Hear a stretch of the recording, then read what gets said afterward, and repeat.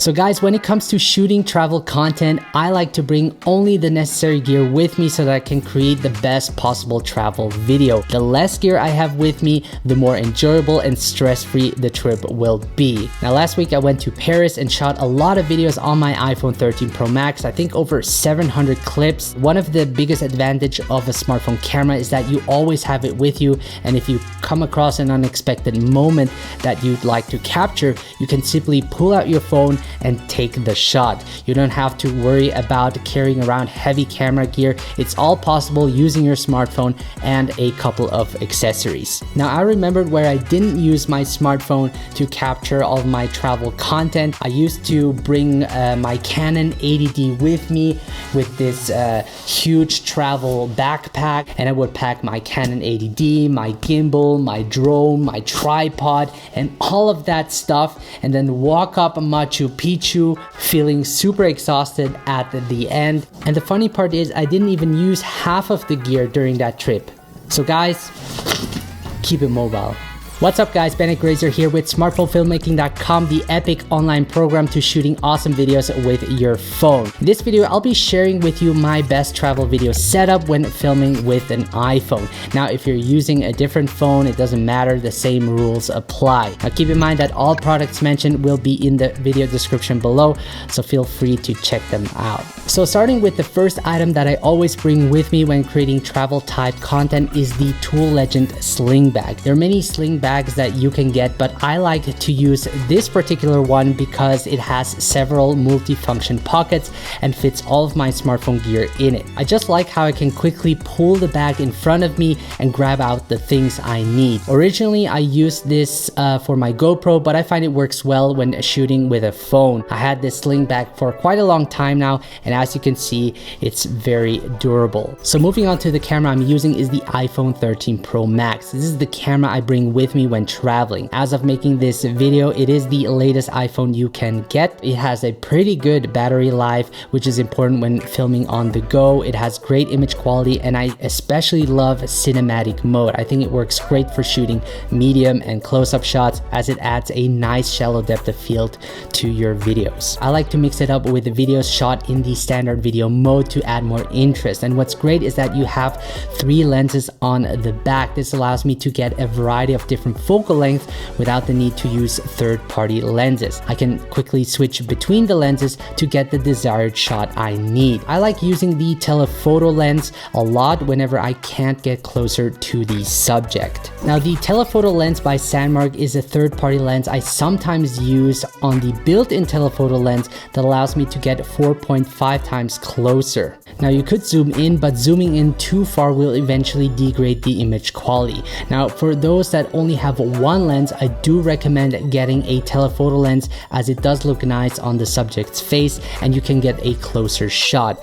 Now what I like about the telephoto lens by Sandmark is that it comes with a clip that you can mount on most smartphones, just like that, and then straight away start shooting. Now when using a third-party lens on a gimbal, it can get heavy, so make sure to get counterweights to balance the weight. The next item I like to bring with me when traveling is the DJI OM4. This is by far my favorite gimbal, as I can charge my iPhone while shooting and also has a quick setup time. Now let me show you what I mean by that. This is a trick I like to do that not many people know of that allows me to get quick gimbal shots. When I'm on the go, a lot of times I have the DJI OM4 in standby mode. And to enter standby mode, I simply press the M button 3 times,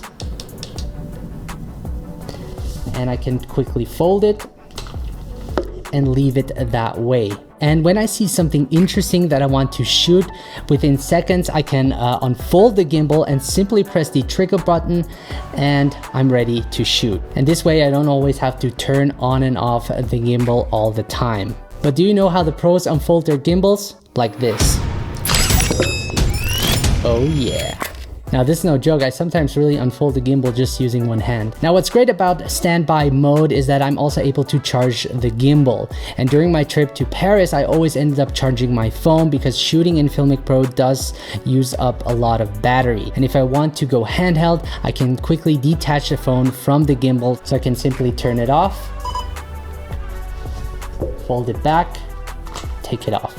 That simple. Now, when shooting with the DJI OM4, I never have a case on the iPhone 13 Pro Max as it adds more weight and doesn't really fit with the magnetic clamp, but at no point during my trip did it fall off the gimbal. So I highly recommend the DJI OM4 as it does the job well and has everything you need for capturing those moments. Something else you should use when shooting travel content is Filmic Pro, which is a professional video app that allows you to have full control over your camera.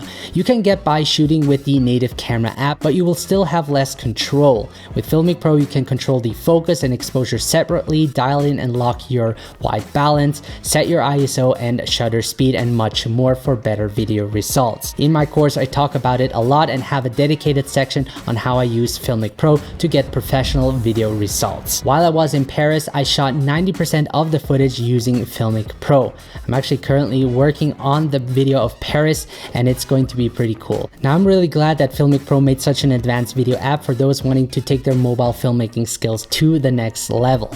At first glance, it might seem overwhelming with all of its features, but with the basic understanding and simple process, you can get some really great results. Last, you will need some kind of editing app such as LumaFusion. Now, I prefer editing on a desktop computer.